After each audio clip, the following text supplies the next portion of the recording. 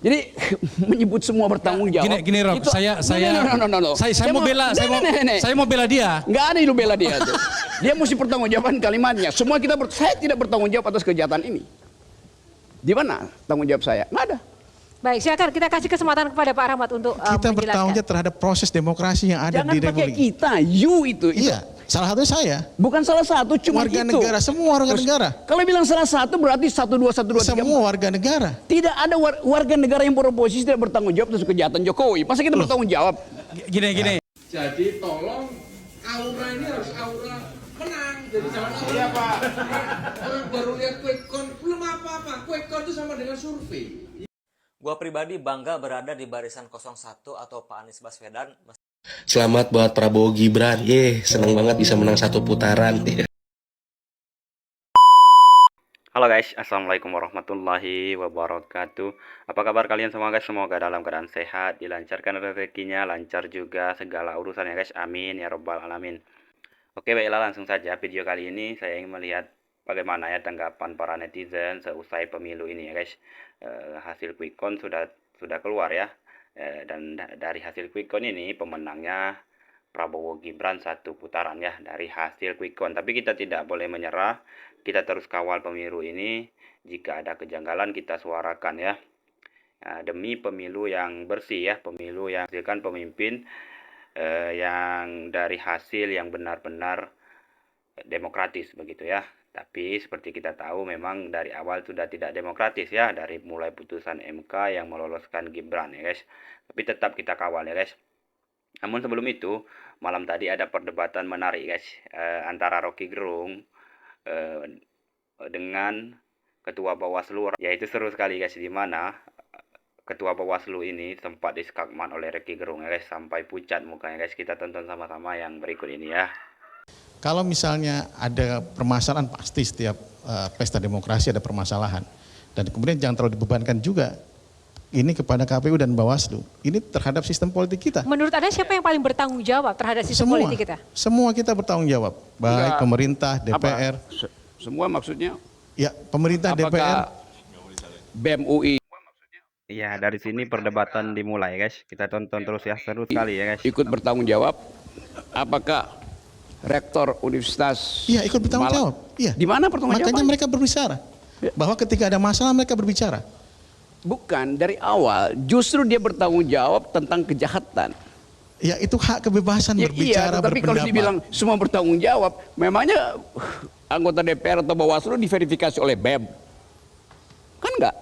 Anda kan semua datang untuk minta jadi punya jabatan itu, mengunjungi ketua partai, bukan mengunjungi BEM UI atau BEM UGM. Jadi kalau Bang Rocky gimana? Apakah Bawaslu? Ya jangan sebut semua bertanggung jawab terhadap kesalahan ini. Kalau begitu koreksinya siapa? Orang yang bertanggung jawab itu yang mengoreksi. Kan itu dasarnya kan. Jadi menyebut semua bertanggung jawab. Gini Rob, itu, saya mau bela dia. Nggak ada lu bela dia tuh. Dia mesti pertanggungjawaban kalimatnya. Semua saya tidak bertanggung jawab atas kejahatan ini. Di mana tanggung jawab saya? Nggak ada. Baik, silakan kita kasih kesempatan kepada Pak Rahmat untuk kita menjelaskan. bertanggung jawab terhadap proses demokrasi yang ada Jangan di pakai Republik. kita, you itu. Iya, salah satunya saya. Bukan salah satu, cuma warga itu. negara, semua warga negara. Kalau bilang salah satu berarti 1, 2, 1, 2, 3. Semua warga negara. Tidak ada warga negara yang beroposisi tidak bertanggung jawab atas kejahatan Jokowi. Masa kita bertanggung jawab? Gini. Ya, kalau itu enggak jauh nggak bisa. Enggak. Oke, Bang Rocky. Semua kita bertanggung terhadap demokrasi negara ini. Bukan semua Nggak kita, mungkin. you ngomongnya normatif. Semua warga negara. Kejahatan Mahkamah Konstitusi tanggung jawab Jokowi, bukan tanggung jawab warga negara. Oke, Bang Akbar. Gini. Sedikit singkat, Bang Akbar. Kayak dua orang ini berkelahi pada 2 koridor yang berbeda tapi sama-sama benar. Jadi sebenarnya ini salah lagi dia kan. Ada sama-sama benar. Maksud saya adalah Rahmat bagi atas nama Bawaslu itu memang harus bertanggung jawab. Tetapi dari apa yang terjadi yang kita pahami, ini bijak nih, Pancasila dia mau terangin. Dia adalah bagian dari sebuah sistem di mana memang sudah rusak dari awal sampai akhir. Saya gunakan kata rusak, saya ya pernah membuat undang-undangnya, saya pernah memilih orang-orangnya. Dan hari ini saya tidak tahu lagi apa yang mereka lakukan. Tapi apakah kemudian rapat bahagia boleh mengatakan saya tidak ikut bertanggung jawab? Enggak, Anda harus bertanggung jawab. Tapi sekali lagi saya katakan, sistemnya yang bermasalah. Makanya saya gunakan tadi kata riset. Kita meriset partai politik kita. Karena sudah nggak benar ini kok.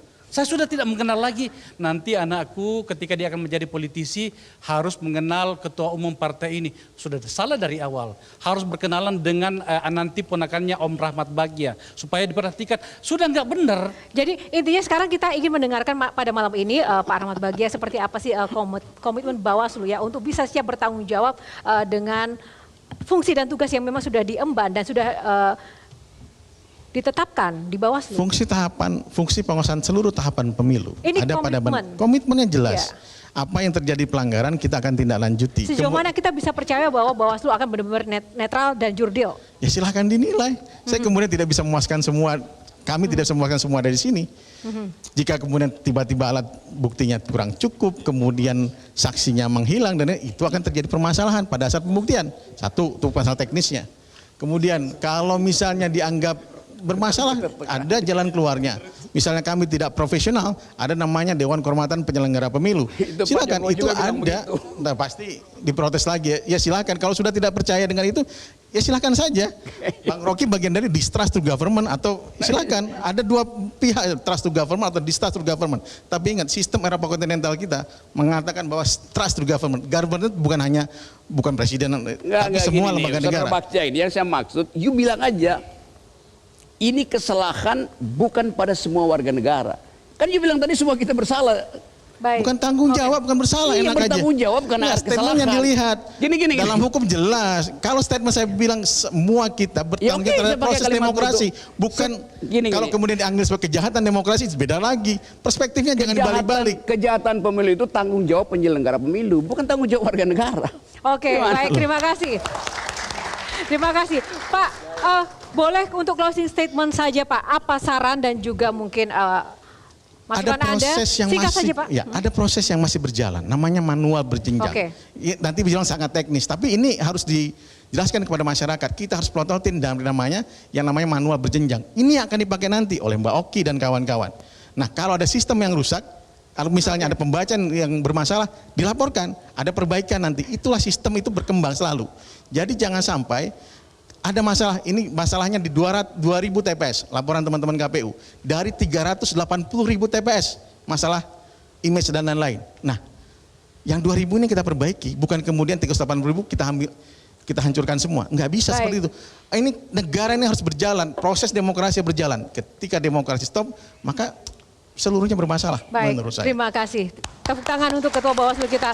Mbak Oki, singkat saja Mbak, harapannya apa? Silahkan Mbak.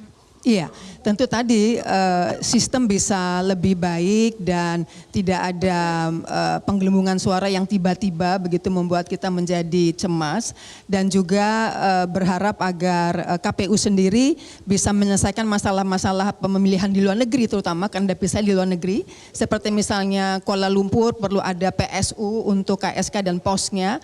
Itu juga membuat kami para caleg harus menunggu begitu mengenai hasil akhirnya. Jadi sekali lagi memang sistem yang berkesinambungan dimanapun tempatnya, baik di dalam negeri maupun di luar negeri. Begitu Kak Yohana. Baik, terima kasih Mbak Oki. Oke, satu kata Bang Rocky, satu kata saja untuk penutup, satu kalimat maksud saya. Iya. Kalau satu kata nggak mungkin cukup seorang Rocky. Satu kalimat untuk pesan pada anak-anak muda sekarang atau masyarakat kita. Itu pesan, oke. Tadi saya terangkan bahwa seperti kotak Pandora, begitu dibuka oleh Pandora, evil evolves itu, kejahatan kemana-mana. Tetapi di dasar kotak itu masih ada tulisan only hope remains itu. Kalau kita belajar tentang mitologi kan. Sekarang hopes itu pada siapa tuh? Pada Bawaslu, pada KPU. Nggak ada hopes itu. Jadi mereka yang berharap ada hope sebetulnya dari awal udah gagal mengharapkan hope. Baik. Jadi sekali lagi buat millennials itu, lakukan sesuatu, ucapkan bahwa ini adalah pemilu paling dungu. Terima kasih. Baik. Ya itu dia guys, memang seperti biasa ya, kalau ada Bung Rocky memang selalu menarik untuk kita bahas ya guys. Di perdebatan kali ini, kalau menurut saya pribadi, dari awal memang sepertinya Bawaslu ini menemukan banyak kejanggalan ya. Ini menurut saya pribadi ya guys, sehingga dia mengeluarkan statement bahwa semua pihak harus bertanggung jawab ya, dan Bung Rocky tidak terima ya. apa yang telah diputuskan di MK itu menurut Bung Rocky itu kejahatan Jokowi ya, bukan sebagai warga negara kita tidak punya hak untuk bertanggung jawab atas itu ya guys. Ya, namun kemudian tadi diluruskan lagi oleh Bung Faisal ya, memang sistemnya sudah rusak ya, begitu menurut Bung Faisal ya guys. Kalau menurut kalian apa guys dari perdebatan tadi, apa poin yang bisa kita tangkap? Tulis di kolom komentar ya. Dan untuk video selanjutnya kita lihat ya bagaimana arahan dari Timnas Amin dan bagaimana kejanggalan selama ini dan pendapat netizen bagaimana ya guys. Ya, langsung saja kita ke video berikutnya ya. Jadi tolong aura ini harus aura menang. Jadi jangan aura. Orang baru lihat quick count belum apa-apa. Quick count itu sama dengan survei. Ya kan harus yakin begitu. Kita lihat real count nanti kan. Kalau real count masih kita salah atau kalah, baru kita ke situ. Jadi sekarang jangan terus hatinya kita. Aneh. Saya ketemu orang di depan, gimana? Wartawan saya hadapin lagi tadi. Gimana? Tuh semangat kita. Oh masih baru apa itu quick count sama dengan survei. Nah begitu. Jadi jangan khawatir. Selama kita bisa meyakini, saya yakin lah Pak Ari, Pak Hamdan, semua kita ini yang ngerti urusan itu bisa meyakinkan. Kalau kita nanti sampai ke MK, misalkan seperti itu, banyak lagi yang mau bantu kita. Saya dari tadi udah diteleponin orang-orang hukum itu. Pak, saya siap bantu Pak. Mau ketemu dulu ya, nanti saya ketemu sama Pak Ari dulu. Jadi intinya buat saya dengan senang ya di sini ketemu punggawa-punggawa hukum ini, jangan lemes ya. Harus bangkitkan semangat kita supaya aura menang kita tampak kalau kita itu lemes ya. Gitu ya. Jadi semangat ya, jangan ada wajah muram. Ya Mas Gito. Siap. Oke, terima kasih. Saya bilang luar biasa kapten kita ini. Jadi nggak boleh kita lemas, semangat ya. Karena insya Allah kita yakin kita masuk putaran kedua dan kita menang. Bismillahirrahmanirrahim. Gua pribadi bangga berada di barisan 01 atau Pak Anies Baswedan meskipun misal nantinya harus kalah. Kenapa gua bangga? Yang pertama gua bangga karena gua berada di barisan orang-orang yang jujur, transparan, dan selalu berisik terhadap ketidakadilan atau ketidaksesuaian dengan peraturan yang ada di negara ini. Yang kedua, gua bangga karena berada di barisan orang-orang yang mau berpikir kritis, yang mau mencarikan solusi untuk negara ini. Contohnya waktu desak Anies kan banyak banget tuh yang datang lalu bertanya secara kritis bagaimana solusi di negara ini. Tentunya apa yang dikeluhkan, apa yang diutarakan itu tidak hanya untuk dirinya pribadi, tentunya dampaknya nantinya ke seluruh rakyat yang hidup di negara ini. Dan yang ketiga, gua bangga terhadap diri gua pribadi karena gua mendukung orang yang memiliki gagasan terhadap perubahan yang harus dilakukan di negeri ini. Karena ibarat kata negara itu adalah sebuah rumah, namun rumah itu sudah bolong, sudah bocor, sudah kena rayap, dan sudah retak-retak, maka harus direnovasi ya. Apalagi banyak rayap alias koruptornya guys. Tapi ya apa boleh buat, kita lihat saja nanti menang atau kalah urusan nanti. Yang penting gue berada di pihak yang menurut gue ini bisa membanggakan diri gue pribadi. Nah kalian sendiri, jika kalian merasa bangga, apa yang kalian banggakan, coba tulis di kolom komentar. Selamat buat Prabowo Gibran. Seneng banget bisa menang satu putaran. Jadi kan yang ngabisin anggaran. Pokoknya semoga kalian bisa amanah, semoga bisa jadi pelajaran buat warga. Kalau orang yang pernah gagal terus nyoba lagi, gagal lagi, nyoba lagi, akhirnya bisa berhasil. Kalau lu punya banyak duit. Ini pasti 01 sama 03 heran nih, kok bisa kalah ya sama yang kosong banget. Ternyata bukan siapa yang paling pinter, siapa yang paling banyak pengalaman. Ternyata ini yang udah ditakdirkan Tuhan. Lagian anak RI 1 dilawan. Apa yang bisa diharapkan?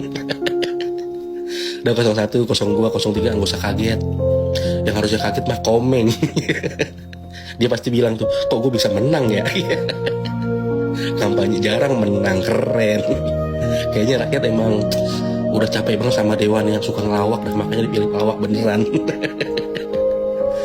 Dan gak usah teriak, curang ini, curang itu. Udah gak usah. Semuanya juga kayaknya pada curang dah. Cuma beda porsi doang.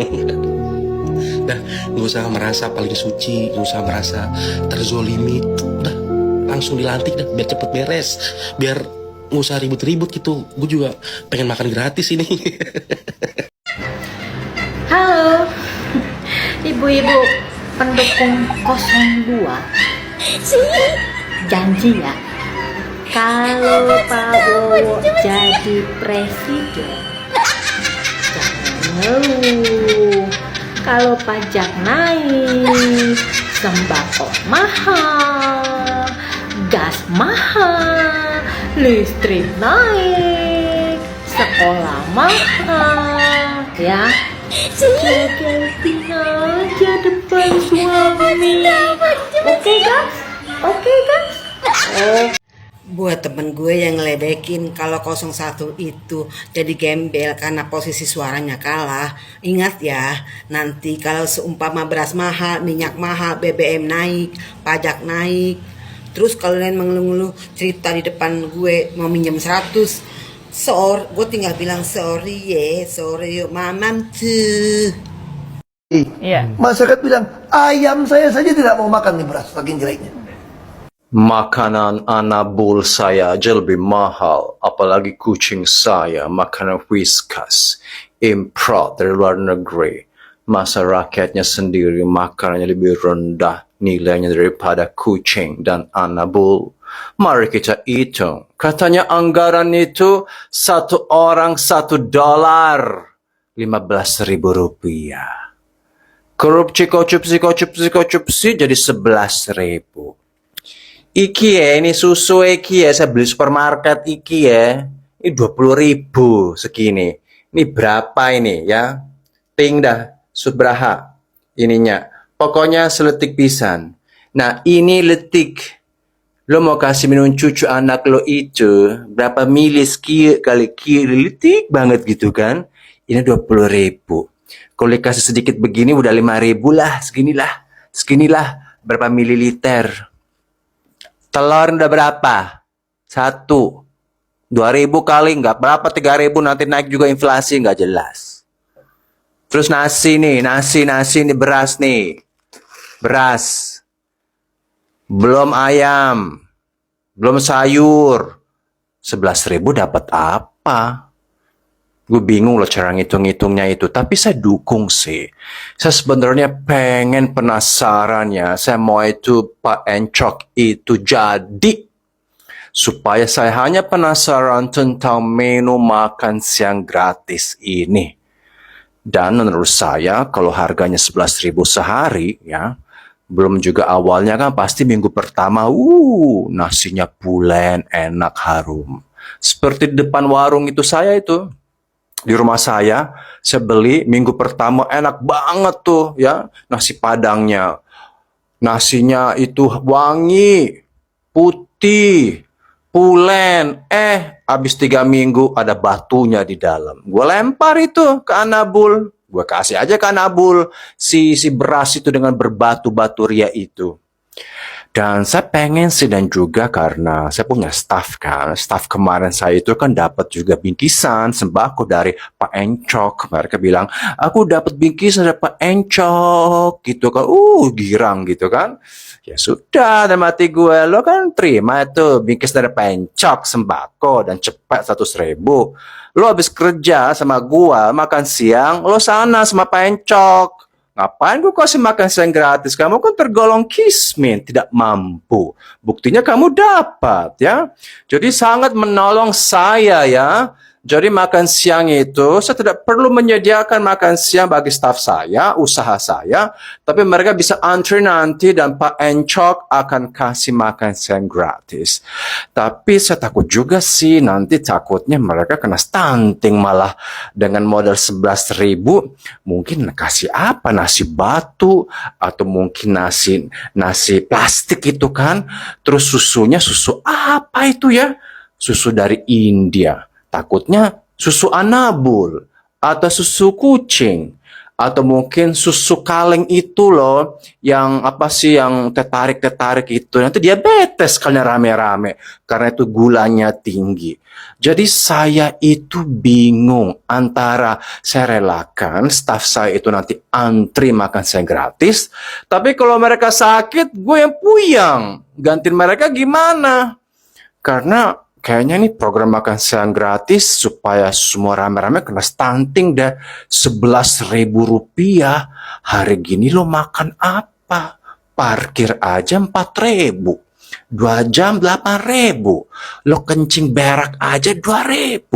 Makan siang 11.000 tuh apa ya? Mungkin tablet-tablet itu kali seperti astronot kali ya, yang sekali telan lo bisa ke angkasa, akan seperti NASA. Mereka itu minum pil astronot itu loh, yang apa, telan satu bisa hidup 1 bulan. Mungkin itu kali ya. Ya sudah, aku pro 2 deh kali ini. Cuma karena saya penasarannya tentang makan siang gratis itu saja. Nanti saya ceritain ini semua, ini makan siang gratis di Italia, di Eropa, di Inggris, di Jerman, di mana-mana sampai ke Amerika. Saya cerita ke teman-teman saya bahwa kita ini program makan siang gratis untuk bikin stunting rame-rame.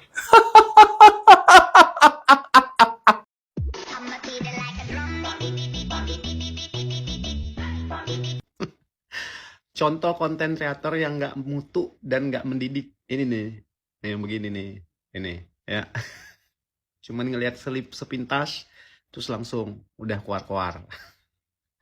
Adi, masih aja kayak gitu, nggak berubah-berubah. Nih ya, gue kasih tahu ya, makan gratis gitu ya. Sekarang pada bangga-banggain mau ngasih makan gratis.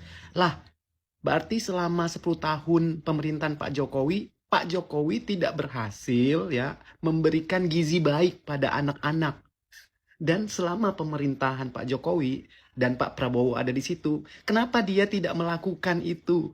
Berarti selama 10 tahun ini kerjanya Pak Jokowi apa? Kalau masih gizi-gizi anak Indonesia itu buruk, masih mesti dikasih makan. Mikir. Kan emang begitu, pendukung 02 juga udah tahu bang, di visi misi ada itu tertulis 2029 baru terrealisasikan. Pendukung Anies ya, makanya gak baca visi misi Prabowo. Emang begitu bang, kalau sekarang mah bodo amat, mau gak ada kerjaan atau melarat mah bodo amat bang. Yang penting 2029 nanti, pas mau pemilu ada makan siang gratis, ada joget-joget lagi. Paling itu bang, mana sih, gak baca visi misi ya, parah lu. Antri demi 2,5 ngantri sepanjang ini. Ini ya Pak Bowo korban. Masa demi 2,5 harus ngantri kayak gini, dipersulit loh. Kita kan minta hak kita ya, bukan minta apa ya. Tidaknya dipermudah dong, jangan dipersulit. Masa partai sebesar ini kayak gini sih. Ya itu dia guys, semoga bisa menghibur dan bermanfaat juga ya guys. Terus lawan kecurangan, ini belum berakhir ya, sampai nanti keluar hasil realcon ya. Dan mudah-mudahan dari hasil realcon ada perubahan ya. Semoga Abah dan Caimin masuk ke putaran kedua paling tidak ya guys. Terus dokumentasikan jika ada kejanggalan, terus bersuara. Mudah-mudahan nanti kalaupun Prabowo Gibran yang menang, kita tetap bisa bersuara ya, itu harapannya ya guys. Dan tagih program-programnya, dan juga terus kawal demokrasi agar kita tetap bisa bersuara ya guys. Itu saja video kali ini, lebih dan kurang saya mohon maaf. Assalamualaikum warahmatullahi wabarakatuh. Salam perubahan dan akal sehat ya.